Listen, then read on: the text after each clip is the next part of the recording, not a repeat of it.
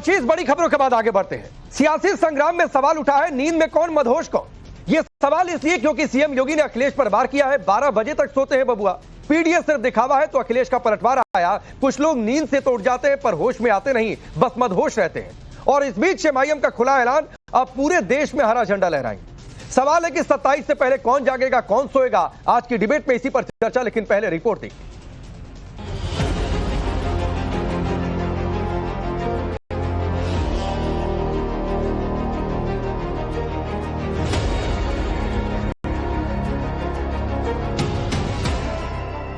बजे सो करके उठने वाले बबुआ को कहां फुर्सत थी कि उन गरीबों के बारे में सोच सके। कुछ लोग नींद से तो उठ जाते हैं लेकिन होश में नहीं आते। जिस प्रदेश का मुखिया 12 बजे सो करके उठता होगा उसके लिए कोई सूर्योदय की बात करेगा तो वो तो सपना मानेगा। क्या यूपी की सियासी लड़ाई अब नींद, होश और पहचान पर आ टिकी है? क्या देश के सबसे बड़े सूबे में सत्ताधीश बनने की रेस में योगी अखिलेश इस कदर आमने सामने है जैसा पहले कभी नहीं हुआ।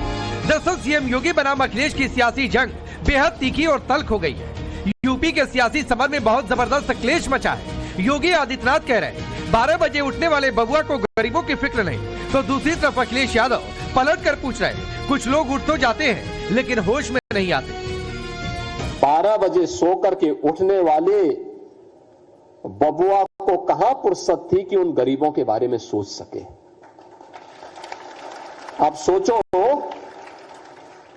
सोचो जिस प्रदेश का मुखिया 12 बजे सो करके उठता होगा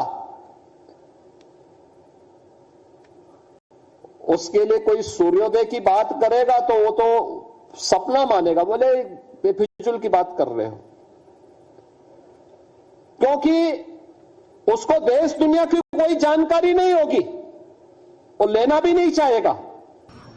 कुछ लोग नींद से तो उठ जाते हैं लेकिन होश में नहीं आते। ये किसने नाम ले लिया है?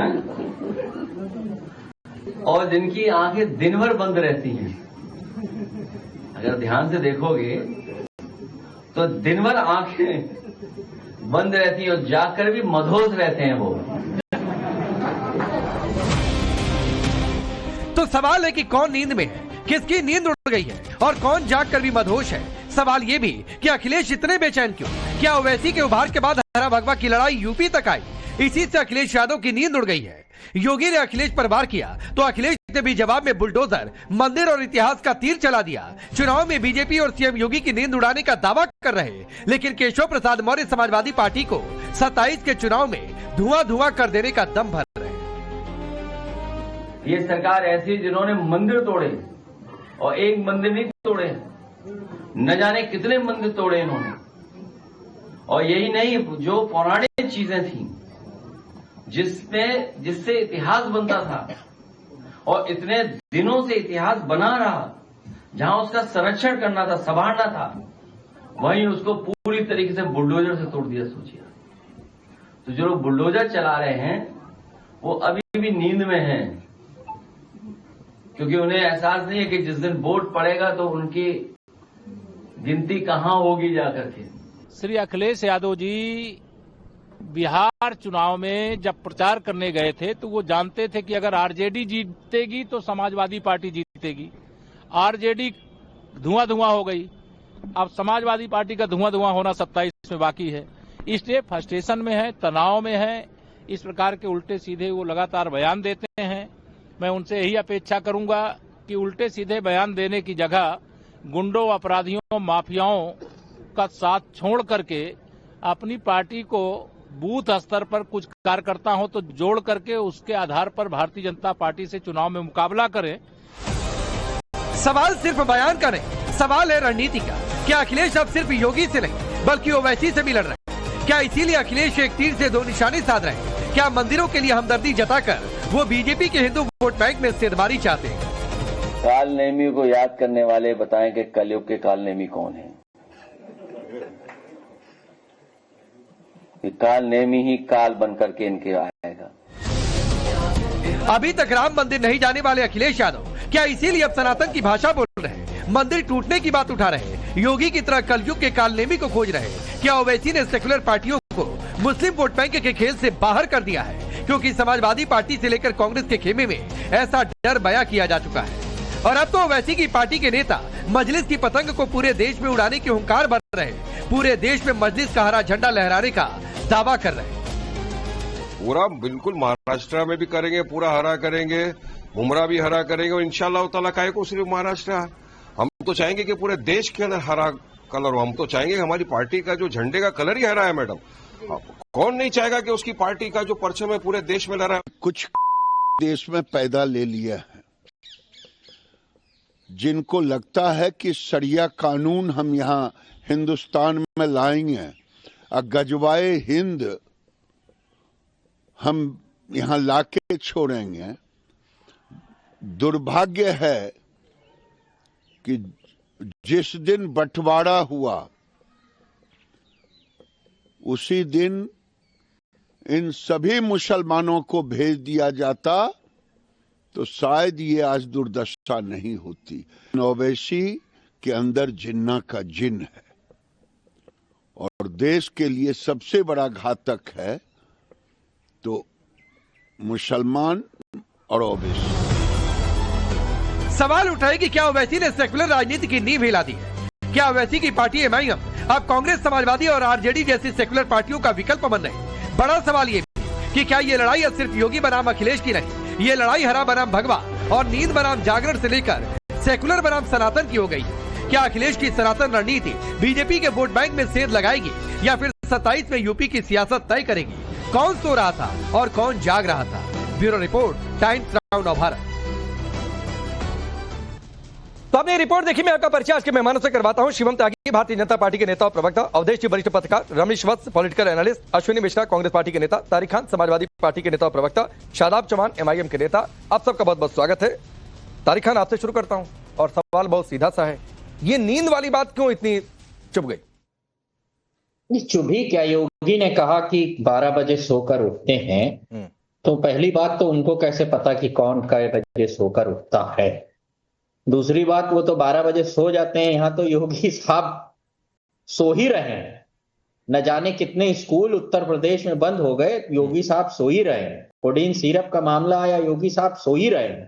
कानपुर में दिन दहाड़े पुलिस वाले बलात्कार कर रहे हैं और योगी साहब सो ही रहे हैं। तो सोने का तो मामला ये है।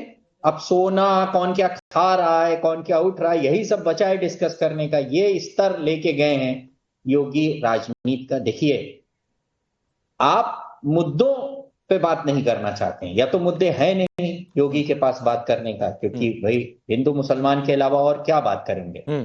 तो जब ये खत्म हो गया तो आप कहने लगे कि कौन कितनी बजे सोकर उठता है, कौन क्या खाता है, कौन कैसे चलता है, कौन कैसा पहनता है, कौन क्या बोलता है।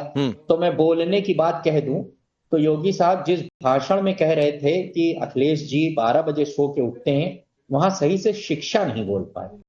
शिक्षा तो शिक्षा कह रहे थे, शिक्षा। अब ये शिक्षा क्या होती है?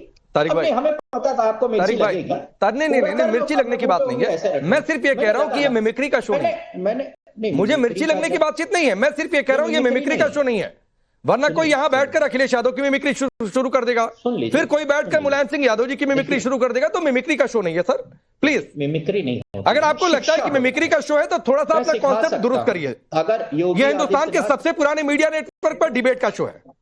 अगर आपको ये परिभाषा भी नहीं समझ में आ रही तो कहिए, दूसरी तरीके से समझाओ कि कैसा शो है ये, समझाइए। मतलब आपको लगता है कि मिमिक्री का शो है, इसलिए मुझे आपको डिबेट शो की परिभाषा समझाने की जरूरत है। आदित्यनाथ ने बोला मुझे पूरा अधिकार है। योगी आदित्यनाथ, अरे तो आपको अधिकार है तो करिए ना भाई, जवाब दीजिए। शुरुआत मैंने डिबेट की आपसे की है तारिक खान, कौन मना कर रहा है जवाब देने के लिए? देश के लेकिन आप मिमिक्री करेंगे तो फिर शिवम त्यागी भी किसी की मिमिक्री कर देंगे, फिर यहां बैठा कोई भी किसी की भी मिमिक्री कर देगा। भाई सुनो पांडे जी, अब मैं बोल लूं 10 बोलिए, सुन लीजिए।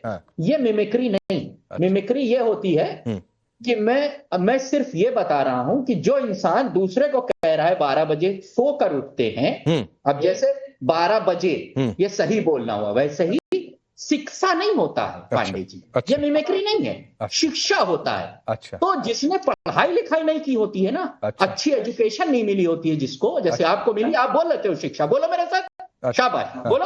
अच्छा। बोलो शिक्षा। मैं तारिक खान की पाठशाला में नहीं हूँ, बोलो शिक्षा। और इतने बुरे दिन नहीं आए कि तारिक खान मुझे शब्दों का उच्चारण सिखाएंगे। बोल के दिखाओ, बोल के दिखाओ। नहीं, मैं कहता हूँ ना तारिक खान, योगी की तरह तुम कि इतनी, मैं कह रहा हूँ, एक तो तुम तड़ाक पर मत उतरो भाई, मैं पहले बता रहा हूँ तारिक खान, मेरे शो में मेरे सामने कोई तुम तड़ाक पर ना उतरे, एक दूसरे का सम्मान करिए और सम्मानजनक तरीके से जवाब दीजिए। तो पहली बात कि तुम तड़ाक पर मत उतरिए तारिक खान, बहुत सम्मान आपको कह रहा हूं, ये चौक चौराहे की डिबेट नहीं है, मैं 1000 बार आपको सिखाता हूं। और ये आपका बौखलाना, ये आपका तुम तड़ाक पर उतरना, ये आपका मिमिक्री करना, ये साबित कर रहा है कि ये सवाल आपको चुभा है, ये साबित कर रहा है कि आपको दिक्कत हो गई है, ये साबित कर रहा है कि तारिक खान के पास मुद्दे नहीं है, ये साबित हो रहा है कि तारिक खान ऐसे हाथ हिला हिला हिला हिला कर जो है सिर्फ ड्रामा करना चाहते हैं, डिबेट शो में मिमिक्री करना चाहते हैं। तो ऐसे आप करते रहिए तारिक खान, इससे कुछ नहीं होने वाला है। आप अपना मजाक उड़वा रहे हैं देश के सामने, उत्तर प्रदेश की जनता के सामने। ठीक है शिवम त्यागी, शिक्षा बोल पाओ फिर ठीक है तारिक खान, ठीक है शिवम ये मिमिक्री करना चाहते हैं, इनको शब्दों का तारिक खान मैं फिर कह रहा हूं, आपको शब्दों का उच्चारण सीखना है, मेरे घर पर आ जाइएगा, चाय पानी नाश्ता खाना खिलाऊंगा, शब्दों का उच्चारण जितना आप कर रहे हैं उससे 10 गुना बेहतर सिखाऊंगा, चैलेंज करता हूं। शिवम त्यागी। Thank you. देखिए मैं तारिक खान, अब मेरा नाम शिवम त्यागी है, मैं बोलूंगा तो फिर आप बीच में हाथ मुंह लगाने लगोगे, ऐसे ऐसे करने लगोगे, रहने तो मैं बोल लेता हूं, अच्छा रहेगा, मत बोलिए ना प्लीज। Thank you. ऐसे नहीं हो पाएगा। देखिए मैं एक चीज कहना चाहता हूं, इस देश में अलग अलग राज्यों में अलग अलग भाषा पर अलग अलग डिक्शन पूरे तरीके से अलग है। मैंने देखा है, मेरे बहुत सारे दोस्त बिहार के हैं, वो र को ड को र बोलते हैं, बड़े को बड़ा बोलते हैं, वो उस तरीके का टोन ऐसा है, टोनालिटी ऐसी। बहुत सारे मेरे वेस्ट बंगाल में दोस्त हैं जो हिंदी बोलते हैं, वो र को ड बोलते हैं, बहुत नॉर्मल बात है ये, इसमें कोई बड़ी बड़ी बात बीच में नहीं चिल्लाना है भाई। अब है इस देश में ऐसे नेता जो विश्वेश्वरैया बोलते बोलते फंस जाते हैं, 5-6 बार बोलना पड़ता है उनको, हैं बहुत सारे। तो ये प्लीज ये डिक्शन का ज्ञान हमें ना दे, अरे लगातार नहीं बोलना होता भाई। तारिक भाई मैं रिक्वेस्ट कर रहा हूं, क्या हद हो गई, आपकी बारी हुई, 3 से 4 मिनट शुरुआती मैंने आपको दिया, अब 1 मिनट ये हाथ से एक्टिंग करते रहिए, चल जाएगा, मुंह बंद कर लीजिए, हाथ हिलाते रहिए, मुंह बंद कर लीजिए, हाथ हिलाते रहिए, आपके एक्शन देश के सामने जाते रहेंगे। शिवम त्यागी को सुनते रहिए प्लीज, रिक्वेस्ट कर रहा हूं। नहीं तो फिर नहीं अच्छा लगता है कि मैं कहूं कि मुझे नहीं अच्छा लगता है कि मैं कहूं कि इनकी आवाज डाउन की जाए, तो नहीं अच्छा लगता है। प्लीज 3 से 4 मिनट आपने बोला, हाथ हिलाते रहिए, ड्रामा करते रहिए, आप अपने साइन लैंग्वेज का इस्तेमाल करिए अपनी बात करने के लिए, तब तक सिर्फ शिवम त्यागी की आवाज जा रही है। बोलिए शिवम। नहीं, हमारे देश में तो हाथ वाथ हिलाना और इन सब के लिए भी एक विशेष जगहें हैं, अगर वहां जाकर करना है वहां ये सब करें, इसकी कोई जगह ही यहां पर नहीं है। यहां पर अपनी बात रखें और चुप हो जाएं। खैर मैं आगे आना चाहता हूं, विषय बहुत साफ है।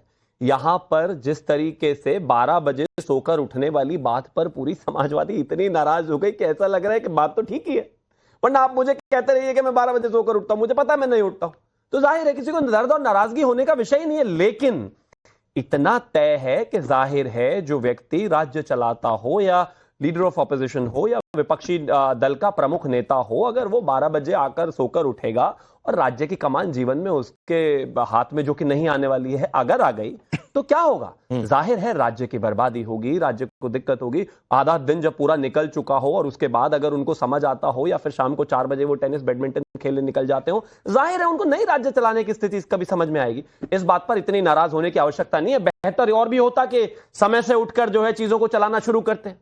अब ये देखिए, अभी तक तो मुझसे बात कर रहे थे, फोन लगाकर मुझे लग रहा है आपके बैक ऑफिस में फोन करके चलाना शुरू कर दिया है। ये इन समाजवादी वालों को बस बोलना है, कोई सुने ना सुने इससे कोई मतलब नहीं है। खैर, एंड में एक चीज बहुत साफ है, अखिलेश यादव जी का कैसे पता चला 12 बजे उठते? जाहिर है उनके कार्यक्रम उठाकर देख लो, कहीं पर भी जहां आदरणीय प्रधानमंत्री जी, आदरणीय योगी आदित्यनाथ जी, आदरणीय और गृह मंत्री जी, आप देखेंगे 8 बजे, 9 बजे, 10 बजे, 11 बजे, 12 बजे, जब 12 बजते हैं तब तक तो 2 कार्यक्रम हो चुके होते हैं। ये बेचारों को इनका पहला कार्यक्रम ही 2 बजे लगता है। वो उठते हैं और 12 बजे निकलते हैं, पीछे वाले सभागार में आते हैं, 200 लोगों को इकट्ठे गैदरिंग को एड्रेस करते हैं, फिर जाकर सो जाते हैं। ऐसे राज्य ना चला है ना चलेगा, और नाराज होने की जरूरत नहीं है, आदत सुधार ले तो बेहतर रहेगा। शादाब चौहान, मैं एक बात पूछता हूं, ये क्या आपने कर दिया? उधर हरा करेंगे फिर देश में हरा करेंगे, ये आप लोग बयान देते हैं, और बिहार के बाद महाराष्ट्र में जो कुछ हुआ आप देखिए यही हो रहा है कि यहां पर मिमिक्री शो बनाने पर तारिक खान तुले हुए हैं। एक सिंपल सा सवाल था, तुम तड़ाक पर उतर आए। आपने पूरा सियासी बैलेंस इतना मत बिगाड़ा करिए भाई कि लोगों की जुबान बिगड़ने लगे,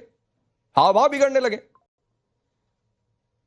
राकेश जी, सबसे पहले देश के 140 करोड़ देशवासियों को मैं गणतंत्र दिवस की हार्दिक बधाई देता हूं। और ऐसे ही भारत का सपना संविधान निर्माताओं ने, उस कमेटी ने देखा था कि जहां पर हर व्यक्ति अपने विचार रख सके, लेकिन विचार के अंदर किसी के लिए नफरत ना हो। दूसरी बात, ये हरे की बात जो चल रही है, मेरी पार्टी का फ्लैग है ग्रीन कलर का, और ये खुशी की बात है कि हरियाली भारत की पहचान भी है, भारत की शान, तिरंगे का हिस्सा भी है। और हम कहते हैं कि इसमें धर्म, जाति, संप्रदाय की नहीं।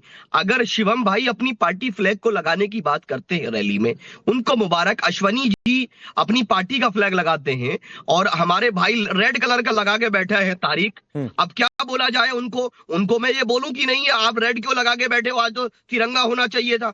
यही भारत की खूबसूरती है। हम अपनी पार्टी को पूरे देश में ले जाना चाहते हैं, पूरे देश में हरा ही हरा हो, मेरी पार्टी का फ्लैग हो, मेरी पार्टी के लोग जीत करके आए, जनता की सेवा करें, जनता उनको चुन करके भेजे, यही हमारा संकल्प है। अरे रंग से नहीं दिक्कत है, रंग सब है, रंग सारे हमारे, आपके सबके अपने अपने रंग हैं शादाब चौहान। लेकिन जब आप हरा करने की बात करते हैं तो लोग चिढ़ जाते हैं। मैं यही तो पूछा कि इतना आप लोगों ने बातचीत कर दिया कि देखिए किस तरीके से अलग अलग बयान, हाव भाव, पता नहीं क्या क्या इसी शो में देखने को मिल गया। मैं यही तो पूछ रहा हूं आपसे। नहीं, देखिए जो भी बात कर रहा है उसको ये सोचना चाहिए कि मजलिस इत्तेहादुल मुस्लिमीन चुनाव आयोग में पंजीकृत दल है और हमारे दल का जो झंडा है वो हरे रंग का है। और लेकिन परेशानी ये है कि हमारे लिए तो हम तो ऐसे हो चुके हैं, हमने कहा लाल मुकाबला नहीं कर सकता हरे का, ये हमने बोला था मुरादाबाद में। तो वो लाल से मतलब समाजवादी पार्टी है, राजनीतिक दलों की बात है, वो कोई धर्म जाति की नहीं है। और अच्छा, बड़ा तारीख को डिफेंड कर रहे हैं शादाब, ये गठबंधन की गुंजाइश बनाई जा रही है क्या? नहीं नहीं नहीं नहीं, कोई गुंजाइश की बात नहीं है। हमारा स्पष्ट संकेत है कि बैरिस्टर ओवैसी साहब की हिदायत पर, शौकत साहब के नेतृत्व में हम लोग मजबूती से चुनाव लड़ने की तैयारी। अरे यही मजबूती तो चिंता है सपा की, आपकी यही मजबूती तो चिंता है। होने दीजिए। अब मुझे देखिए, मैं किसी को खुश करने नहीं, उन्होंने मुझे वोट बैंक बना के रखा, मुझे सियासी मजदूर बना के रखा, वोट डालने वाला रोबोट बना करके रखा। 20% मुसलमान अब ये जान चुका है कि हमारा नेता हमारे बीच में से होगा। 20% मुसलमानों ने 7% यादव भाइयों को 4 बार मुख्यमंत्री बनाया। क्या इस बार यादव भाई मुसलमान को बनाएंगे? ठीक है, शिवम कुछ कहना चाह रहे, फिर आगे बढ़ता हूं। बस थैंक यू। मैं एक ही चीज कहना चाहता हूं कि वैसे तो जाहिर है हरे रंग से किसी को परेशानी नहीं है, मेरी खुद की पार्टी के झंडे में भी हरा रंग है, केसरिया भी है, बीच में कमल का फूल भी है। लेकिन परेशानी यह है कि इस देश में पहले भी एक हरे रंग के झंडे वाला व्यक्ति और एक पार्टी थी जिसने इस देश को तोड़ने में, क्या प्रमुख तौर से उसी ने ही इस देश को तोड़ा। मैं मानता हूं कि जिस तरह की थ्रेट और जिस तरीके का भाषा वो इस्तेमाल की गई है, वो साफ बता रही है कि किस और आप इशारा कर रहे हैं। कमाल बात हो गई। आपको पार्टी फैलाने का पूरा अधिकार है, फैला रहे हैं, जाहिर है, इलेक्शन कमीशन में रजिस्टर्ड है, आप चुनाव भी लड़ रहे हैं, लेकिन इस देश को डराने धमकाने की जो कोशिश वो है, उससे बचना चाहिए। लोगों को बताने, मतलब हालांकि वो मेरी पार्टी के लिए नहीं है, लेकिन मारूंगा, कुत्ता बना के मारूंगा, हरा रंग कर दूंगा, ये हो जाएगा, वो हो जाएगा, ये कोई भाषा नहीं है भैया। इस देश में 303 पार्टी वाली, 303 सांसदों वाली, और फिर उसके बाद 240 और उससे पहले 272 पार्टी वाली पिछले 11-12 साल से कौन किसको कुत्ता बना रहा है, नहीं घुसने दूंगा, ये नहीं करने दूंगा। सीधा साफ मतलब है। ये भाषा और ये हरा हरा कर देने वाली जो बात है, ये तोड़ने वाली और विभाजन वाली है। शादाब, और अहंकार है इसमें। शादाब, मंशा आपकी गलत है, धार्मिक पहचान का। शादाब, मंशा आपकी गलत है। नहीं, प्रॉब्लम तो ये है कि मुझे मंशा बता रहे हैं बीजेपी के प्रवक्ता शिवम भाई। आप बताइए, आपके नेता तो कर्नल सोफिया कुरैशी, जिनको आज सम्मानित किया गया, उनको नहीं छोड़ते हैं, तो हमारी पार्टी की जो पार्षद है, किसने क्या बोला उस पर मैं नहीं जा रहा। क्यों नहीं जा रहे? पार्टी की जो पार्षद है, क्यों नहीं जा रहे भाई? वो जो पार्षद के पिताजी हैं, वो क्या कह रहे हैं? कंप्लीट। और पार्षद वहीं पर खड़े होकर ताली बजा रहे हैं। वो तो पार्षद है, तब ये हाल है। नहीं, सोचिए, राज्य में कहीं हो जाए, देश में कुछ हो जाए तो क्या हाल करोगे भाई? अरे शिवम भाई, मेरी वो लाइन गलत है, बहुत खतरनाक। अरे आप पार्षद के पिताजी कौन होते हैं? किसी को गली में नहीं घुसने देंगे, आने नहीं देंगे, मार देंगे, ये कर देंगे, क्या होता है भाई? सोफिया कुरैशी के खिलाफ बयान देने वाले। और आज अगर उनको, आज अगर इस देश में सम्मान मिला, वो कौन सरकार दे रही है भाई? शीशे के कौन सम्मान दे रही है? पत्थरों की बात नहीं, रहने दीजिए, ऐसे नहीं चलेगा, ऐसे नहीं चलेगा। ये देना बंद कर दो। मुझे अपनी बात तो कांग्रेस का जमाना नहीं है, ना ये कांग्रेस की सरकार है, ना यूपीए 1 यूपीए 2 का जमाना है। ये इस तरह की भाषा, धमकियां, ये दोनों बंद करो भाई देश को। मुझे बात तो कर लेने दीजिए। आपने अपनी बात रख ली, मुझे रखने दीजिए। आप असहमत हुई है, मैं ये कह रहा हूं कि हम लोग सभ्य समाज में सभ्य भाषा का समर्थन करती है हमारी पार्टी। अगर किसी व्यक्ति का कोई बयान, जिसकी आपने चर्चा की, कोई सामने आया है, हम बिल्कुल विचार करेंगे। लेकिन आज जो विषय पे चर्चा है नहीं, कोई 10 सेकंड और दे दीजिए, मैं क्लियर कर देता हूं। सुनिए, आपकी जो पार्षद महोदया हैं, उनके पिताजी ने AIMIM के वही हरे झंडे के मंच पर झंडे के नीचे खड़े होकर, उसका नाम जे है, ये वो है, उसको ऐसे मारूंगा, उसको ऐसे मारूंगा, उसको एंट्री बंद करा दूंगा और पूरा हरा कर दीजिए, सामने का है। ये क्या इसने कहा हो तो उसने कहा हो तो आदमी सामने है, बिल्कुल। क्या कार्रवाई करी आपने? कोई कार्रवाई नहीं करी। समर्थन करते हो तभी तो कोई कार्रवाई नहीं कर रहे हो। अरे शिवम भाई, सवाल नहीं, बात कार्रवाई की, वो हमारी पार्टी में ना तो पदाधिकारियों, ना मैंने उनका बयान सुना है। और मैं अगर बयान मेरे सामने आएगा, बयान ही नहीं सुना आपने, इससे बढ़िया तो कुछ हो ही नहीं सकता। करेंगे। दूसरी चीज नहीं तो आपकी पार्टी की जो मीटिंग होती है उसमें कोई भी आके ऐसे भाषण दे देता है कि मैं जाके दे दूं क्या AIMIM के मंच पर भाषण? गजब बात हो गई। रोज सुबह शाम आप तो AIMIM के प्रवक्ता हो ना, ऐसा तो नहीं है कि आप भी किसी और पार्टी के प्रवक्ता हो, ऐसे ही आके बैठ गए AIMIM के नाम से। अच्छा, मैं आगे बढ़ता हूं। शादाब 2-3 मिनट आप लोगों का चला। शादाब 2-3 मिनट आप लोगों का चला। अब अवधेश जी, ये जो ट्रेलर 2 मिनट में देखने को मिला है, बीजेपी बनाम MIM, इसी से तो सियासी बैलेंस बिगड़ रहा है। और आज पता नहीं क्यों मुझे ही लगा, या आपको भी ऐसा लग रहा है कि शादाब सपा के लिए आज सॉफ्ट कॉर्नर लेते दिखाई दिए। पता नहीं, मुझे लगा या आपको भी लग रहा है? अब बताइएगा। नहीं, सपा के लिए सॉफ्ट कॉर्नर तो नहीं ले सकते हैं, क्योंकि इस समय जो असदुद्दीन ओवैसी साहब की पूरी पॉलिटिक्स है कि भारत में जो मुसलमानों की राजनीति है उसकी सबसे बड़ा चेहरा बन के उभरना, और जो कुछ उनको सफलता मिली है, देखिए बहुत गंभीर स्थिति है। अब AIMIM की किसी प्रवक्ता से हम कहेंगे कि क्या हरा हरा करने का अर्थ भारत का इस्लामीकरण है, क्या मुस्लिमीकरण है, तो वो थोड़े स्वीकार करेंगे। वो तो कहेंगे हरा हमारा झंडा है, लेकिन मुस्लिम लीग का भी हरा झंडा है, और अफगानिस्तान के झंडे में भी हरा हरा है। तो हरा का अर्थ क्या है? लेकिन इस समय जो परिस्थिति पैदा हुई है, देखिए समस्या कहां आई है। आपको जो मालेगांव, जो महाराष्ट्र का जो चुनाव हुआ है, उसमें मालेगांव में 80% मुसलमान है, और वहां एक व्यक्ति ने 2024 में, उनका नाम है सईद शेख, कांग्रेस के नेता थे, इस्लाम नाम से एक पार्टी बनाई, ISLAM, इस्लाम, और 84 में से वो 35 सीटें जीत गया। समाजवादी पार्टी के साथ गठबंधन किया, 5 जीत गया। 21 सीटें असदुद्दीन ओवैसी साहब की पार्टी जीत गई। बीजेपी वहां 3 पद है, और कांग्रेस, उद्धव ठाकरे की पार्टी, NCP सब वहां से साफ हो गई है। उसी प्रकार से समाजवादी पार्टी का जो क्षेत्र है मुंबई में, गोवंडी मान खुर्द, वो जो है अबू आजमी का क्षेत्र है, वहां से ओवैसी साहब ने भाषण दिया कि जिस दिन मुसलमानों तुम खड़े हो गए, अखिलेश यादव की दुकान बंद हो जाएगी, क्योंकि ये तुम्हारा वोट लेता है, तुम्हारे लिए ये क्या करता है, वोट बैंक का इस्तेमाल करता है, इसको हराओ, निकलो, तुम्हारा असली नेता मैं हूं। चुनाव में जिस ढंग से दोबारा असदुद्दीन ओवैसी की पार्टी को सफलता मिली, महाराष्ट्र में जिस ढंग से मिला है, वो कहीं भी दोहराया जा सकता है। और ये ट्रेंड बहुत खतरनाक ट्रेंड है कि इस देश के मुसलमान मुस्लिम चेहरा के आधार पर मुसलमानों को वोट देने। लास्ट में बोल रहा हूं, क्योंकि असदुद्दीन ओवैसी साहब ने किस प्रकार की पॉलिटिक्स कर रहे हैं, उन्होंने ये कहा कि मेरा तो सपना है कि कोई हिजाब वाली महिला, माने जो हिजाब नहीं पहनती है वो मुस्लिम महिला नहीं, हिजाब वाली जो है और मोहतरमा जो है देश का प्रधानमंत्री बने, यानी जो एक कट्टर मुस्लिम जो है सोच है, जो कि मस्जिदों में जिसका मुल्ला का, वो सोच का वो प्रतिनिधित्व कर रहे हैं।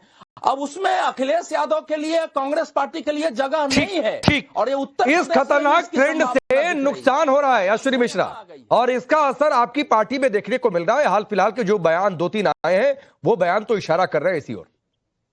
पांडे जी, सभी देशवासियों को रिपब्लिक डे की शुभकामनाएं। रिपब्लिक डे पर तय हुआ था कि ये देश जो है संविधान से चलेगा, उसी संविधान से जिसकी भारतीय जनता पार्टी ने प्रतिमा जलाई थी, वही संविधान जिसकी ड्राफ्टिंग कमेटी का चेयरमैन अंबेडकर को कांग्रेस ने बनाया था और तय हुआ था। और मुझे बहुत दुख हुआ आज आपका स्टार्टिंग में मोनोलॉग देखा मैंने, और उसके बाद जो उसमें रिपोर्ट में बातें कही गई कि अब ऐसी राजनीति होगी देश में जहां पर सेकुलर पार्टियों की नींव खत्म होगी, मतलब अब इस देश की राजनीति सवाल था सर, होगी। सवाल था ऐसा नहीं, मैं आपके उस पर नहीं कर रहा हूं। नहीं, मैं वही कह रहा हूं ना सर, दूसरों को नसीहत देने से पहले थोड़ा सा अपने गिरबान में झांक लेना चाहिए।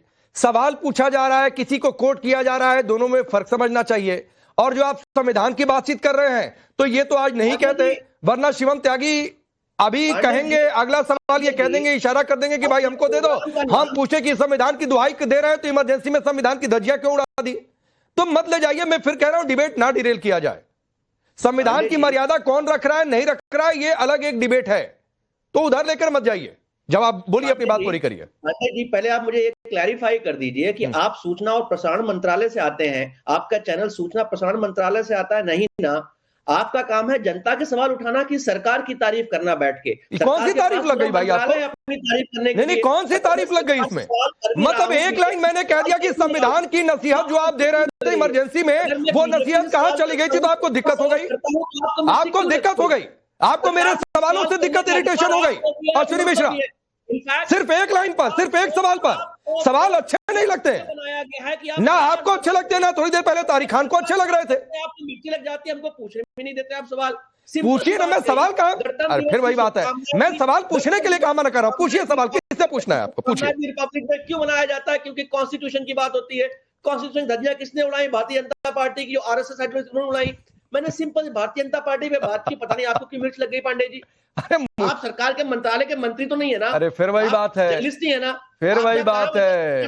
अगर नहीं भी एटलीस्ट हमें तो करने दें। अच्छा, देश में पांडे जी ये बहुत खतरनाक राजनीति हो रही है जब आप खुलकर कह रहे हैं कि अब हिंदुत्ववादी राजनीति होगी, ओवैसी खतरा होगा सेकुलर पार्टियों के लिए। अरे कम से कम आप तो ये बात मत कहें, पॉलिटिकल पार्टी कहती समझ में आता है, आप कैसे कह सकते हैं? आपको तो जिम्मेदारी बनती है कि आप फोर्थ पिलर ऑफ डेमोक्रेसी है, आप जनता की बात करें। ये देश सेकुलर था, सेकुलर है और सेकुलर रहेगा। तो कौन कह रहा है कि कम्युनल हो जाएगा देश? और कौन कह रहा है? सुनिए, आप इस देश में पार्टियों को अपनी अपनी परिभाषा के हिसाब से सेकुलर कम्युनल पार्टियां कहते होंगे, ये हमारा काम नहीं है। आप ये तय करते रहिए, अपनी सियासत अपने तक रखे रहिए और अपने शब्द मेरी जुबान में मत डालिए अश्विनी मिश्रा, क्योंकि रमनीश वत्स ये एक संकेत है कि इनके पास जवाब नहीं है। संविधान की मर्यादा, उस पर एक छोटा सा ट्रेलर दिखाया तो इनको बेचैनी हो गई। सवाल कोई पूछा गया, किसी को कोट करके उसमें इनको दिक्कत हो गई, फिर ये एमआईबी से कौन आता है नहीं आता है ये देखने लग गए। रमनीश वत्स 30 सेकंड जल्दी बोलिए। जी राकेश जी, जब भी विपक्ष से सवाल पूछा जाता है आपके माध्यम से या चाहे हम ही पूछे तो इनको बहुत ही कड़वा महसूस होता है, और कड़वाहट तो होनी भी चाहिए। मुझे लगता है कि ये जो कहा जा रहा है कि हरा रंग और भगवा की लड़ाई है, ये हरा और भगवा की लड़ाई नहीं है। मैं साफ कह देता हूं, ये लड़ाई रंगों की नहीं, ये लड़ाई राष्ट्रवाद बनाम तुष्टीकरण की है।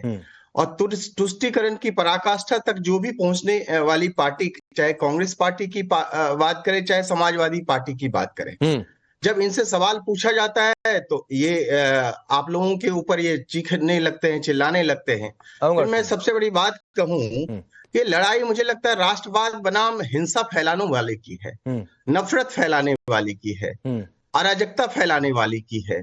आज ये लड़ाई राष्ट्रवाद बनाम जो जिस तरह के माहौल हरा रंग से रंगने की बात जो आज ऑल इंडिया में जैसे इत्तेहादुल मुस्लिमीन जो पार्टी कर रही है, आज ये फैलाना क्या चाहती है? जिस तरह से आप देखें कि डर फैलाना चाहते हैं। ठीक है, वो इशारा किया। अश्विनी मिश्रा आप कुछ कहना चाह रहे थे, जल्दी बोलिए, जल्दी बोलिए। समाजवादी पार्टी की बात करें, सवाल है आप सब लोगों से। शुरुआत में गिरिराज सिंह जी बोलते हैं, आपकी डिबेट में गिरिराज सिंह जी बोल रहे थे उस वीडियो में कि इस देश के लिए मुसलमान बहुत बड़ा खतरा है। अब आप बता दीजिए, आप सब प्रभु कहा कि मुसलमान खतरा है? ये कौन सी बात सुन लिया भाई आपने?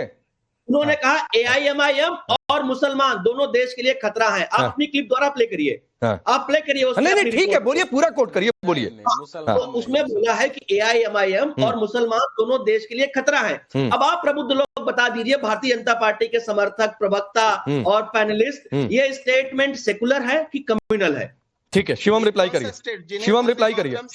मैं आऊंगा, इस पर भी टेक दूंगा, इस पर भी टेक दूंगा अश्विनी मिश्रा। और यहां बैठे नहीं है किसी के गलत बयान का समर्थन करने के लिए, चाहे गिरिराज सिंह हो या कोई और हो। शिवम रिप्लाई करिए।